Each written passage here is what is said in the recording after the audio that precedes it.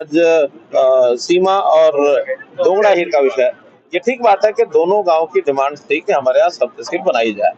अब आज चूंकि अटेली विधानसभा का तो कार्यक्रम नहीं था, इसलिए दोगड़ा हीर जो है अटेली विधानसभा क्षेत्र में आता है, सीमा नारनौल विधानसभा में आता है। तो नारनौल विधानसभा के कार्यक्रम होने के नाते वहां तो जरूर मैंने ये कहा है कि उसकी मंजूरी हम देते हैं, लेकिन फिर भी ये जो डिस्ट्रीब्यूशन के रीडिस्ट्रीब्यूशन के काम हैं, चाहे वो कोई नया तहसील बनानी हो, चाहे नया ब्लॉक बनाना हो, नया सब डिवीजन बनाना हो, हमारे एक मंत्रिमंडल की सब कमेटी बनी हुई है।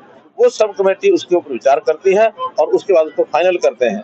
दोगड़ा हीर के लोगों की डिमांड थी, आज हमने उनको कहा है जहाँ सीमा की हम फिजिबिलिटी चेक कराएंगे वहाँ दोगड़ा हीर की भी कराएंगे, और कमेटी फिर जैसा निर्णय करेगी उस हिसाब से उनका कोई ना कोई रास्ता सा निकालेंगे कि जिसमें ना सीमा के लोगों को कोई परेशानी हो और ना दोगड़ा हीर के लोगों को। आखिर तो दोनों गांव बहुत नजदीक भी हैं और आपस में उनका भाईचारा है, इकट्ठे मिलकर चलते हैं।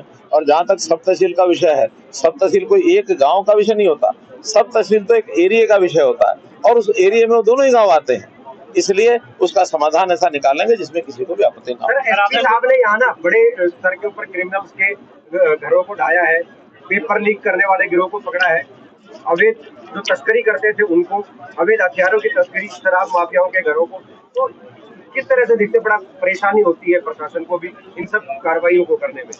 दोषी को दंडित करना, इसमें आपको तो परेशानी नहीं है ना, तो फिर दोषियों को दंडित कर रहे हैं, अपराधियों के ऊपर नकेल कस रहे हैं, जनता को राहत मिल रही है। तो जिस चीज की आप बात कर रहे हैं वो जनता की राहत की बातें हैं, और ऐसे विषय अगर कोई भी सिर उठाएगा ऐसा अपराधी या दोषी, उसको उसका सबक सिखाया जाएगा, किसी का लिहाज नहीं किया जाएगा। आज भी 3 गांव का मेरा कार्यक्रम था। सुबह पहला कार्यक्रम नांगल सिरोही, दूसरा कार्यक्रम वाणिया और तीसरा ये सतनाड़ी। तीनों स्थानों पर बहुत अच्छी प्रकार से सब बातचीत हुई।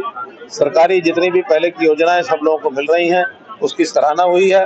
लोगों ने अपनी ओर से अपने कुछ व्यक्तिगत समस्याएं, कुछ सामाजिक काम, इस बारे में भी जो उनको बताए हैं और कुछ लिख करके दिए हैं वो सब साथ ले लिए हैं।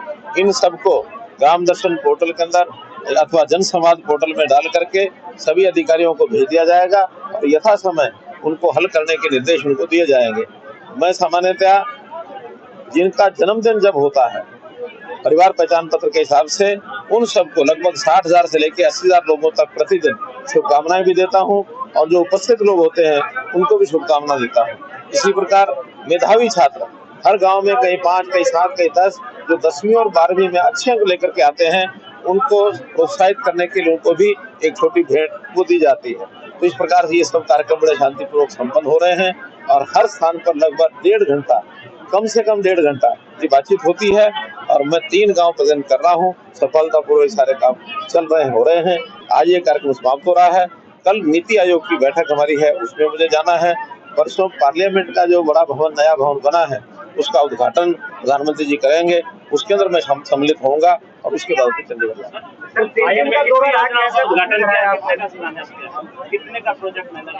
अभी सारा हिसाब आपको प्रेस नोट के माध्यम से पता लगेगा, क्योंकि हमारे डीसी मैडम